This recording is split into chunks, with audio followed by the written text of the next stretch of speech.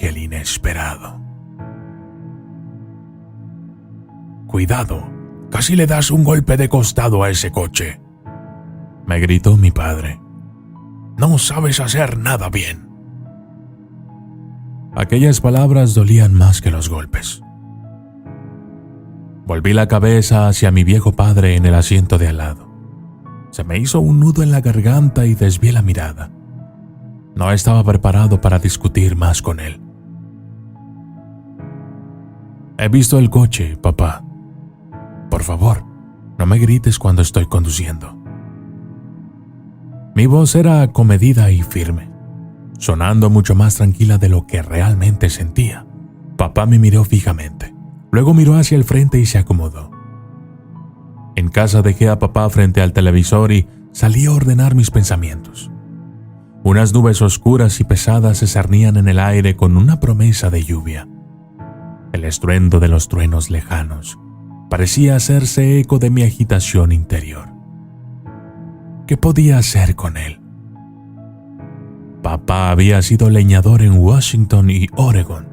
Había disfrutado al aire libre y se había deleitado enfrentando su fuerza a las fuerzas de la naturaleza. Se había presentado a agotadoras competiciones de leñadores y había quedado campeón en muchas de ellas. Las estanterías de su casa estaban llenas de trofeos que atestiguaban sus logros. Los años pasaron sin descanso. La primera vez que no pudo levantar un pesado tronco, bromeó al respecto. Pero más tarde, aquel mismo día, lo vi afuera, solo, esforzándose por levantarlo. Se irritaba cada vez que alguien se burlaba de su avanzada edad, o cuando no podía hacer algo que había hecho cuando era más joven. 4 días después de sus 67 cumpleaños, tuvo un ataque al corazón. Una ambulancia lo llevó al hospital mientras un paramédico le administraba reanimación cardiopulmonar para mantener el flujo de sangre y oxígeno. En el hospital, papá fue llevado a un quirófano. Tuvo suerte. Sobrevivió. Pero algo dentro de papá murió. Su entusiasmo por la vida había desaparecido.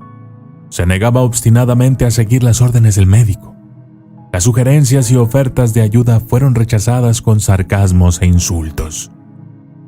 El número de visitantes se redujo y finalmente se detuvo por completo. Papá se quedó solo.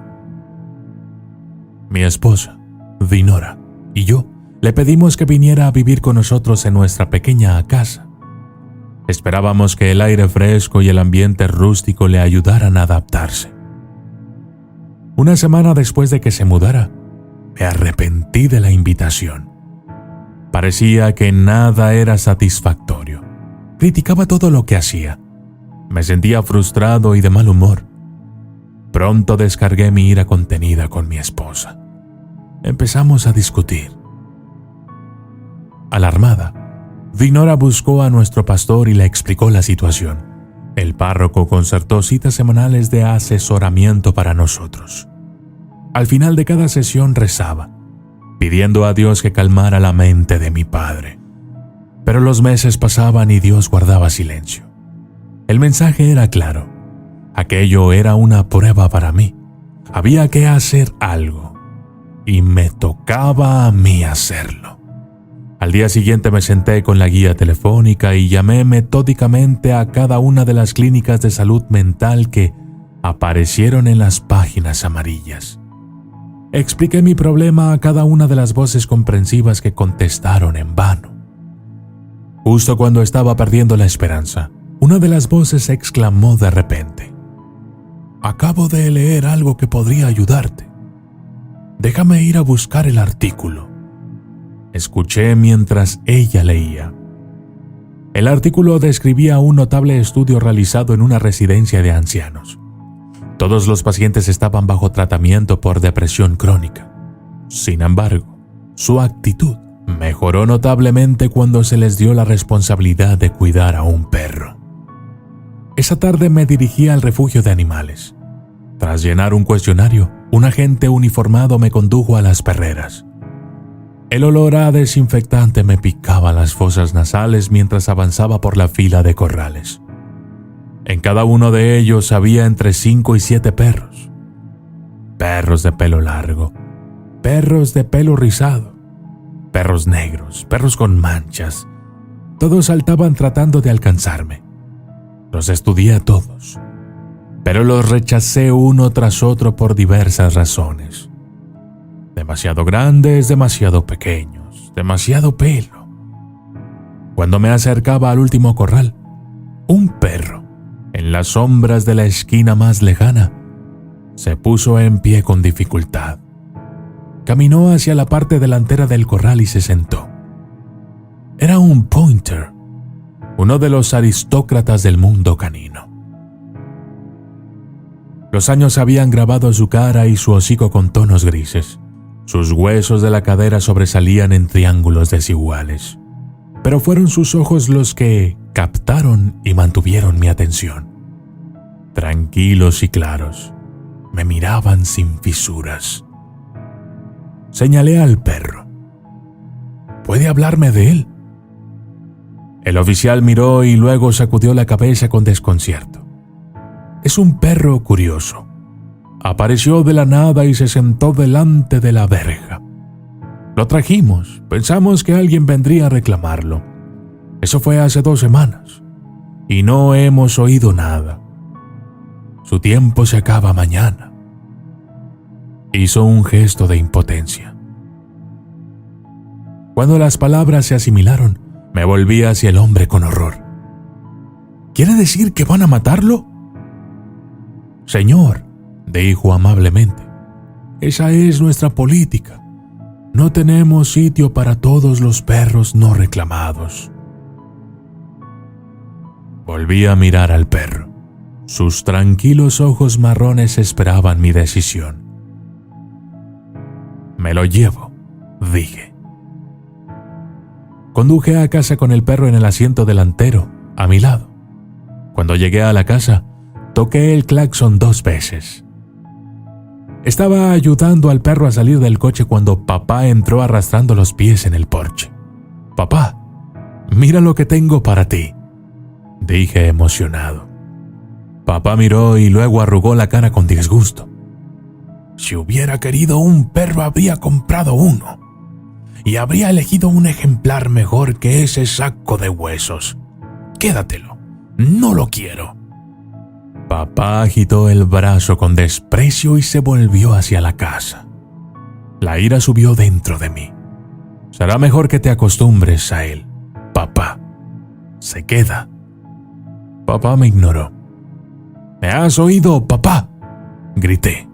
Al oír esas palabras, papá se revolvió furioso, con las manos apretadas a los lados y los ojos entrecerrados y llenos de odio. Nos quedamos mirando el uno al otro como si fuéramos duelistas, cuando de repente el perro se soltó de mi mano, se tambaleó hacia mi padre y se sentó frente a él. Luego, lentamente, con cuidado, levantó la pata. La mandíbula inferior de papá tembló mientras miraba la pata levantada del perro. La confusión sustituyó a la ira en sus ojos. El perro esperó pacientemente. Entonces, papá se arrodilló acariciando al animal. Fue el comienzo de una cálida e íntima amistad. Papá llamó al perro Cheyenne. Juntos, él y Cheyenne exploraron la comunidad. Pasaron largas horas caminando por senderos polvorientos.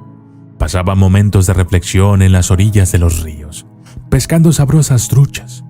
Incluso empezaron a asistir juntos a los servicios dominicales. Papá sentado en un banco y Cheyenne tumbado tranquilamente a sus pies. Papá y Cheyenne fueron inseparables durante los 3 años siguientes. La amargura de papá se desvaneció y él y Cheyenne hicieron muchos amigos. Una noche, tarde, me sobresalté al sentir la fría nariz de Cheyenne escarbando entre las sábanas de nuestra cama. Nunca antes había entrado en nuestro dormitorio por la noche. Desperté a mi esposa. Me puse los tenis y fui corriendo a la habitación de mi padre. Papá yacía en su cama, con el rostro tranquilo, pero su espíritu se había marchado tranquilamente en algún momento de la noche. 2 días más tarde, mi conmoción y mi dolor aumentaron cuando descubrí que Cheyenne yacía muerto junto a la cama de papá. Envolví su forma inmóvil en la alfombra de trapo en la que había dormido. Mientras Dinora y yo lo enterrábamos cerca de un pozo de pesca favorito, agradecí en silencio al perro la ayuda que me había prestado para devolverle la tranquilidad a papá. La mañana del funeral de papá amaneció nublada y lúgubre. Este día se parece a cómo me siento yo, pensé, mientras caminaba por el pasillo hacia los bancos reservados para la familia. Me sorprendió ver a los muchos amigos que papá y Cheyenne habían hecho. Fue un homenaje a papá y al perro, que había cambiado su vida. Y entonces, el pastor se refirió a Hebreos 13:2. No dejéis de ser hospitalarios con los extraños, porque con ello algunos han hospedado a los ángeles sin saberlo. Muchas veces he dado gracias a Dios por haberme enviado aquel ángel. Para mí, el pasado encajó en su sitio, completando un rompecabezas que no había visto antes. La inesperada aparición de Cheyenne en el refugio de animales, su tranquila aceptación y su completa devoción por mi padre, y la proximidad de sus muertes. Y de repente lo entendí todo. Supe que Dios había respondido a mis oraciones. Después de todo, soy de Dios.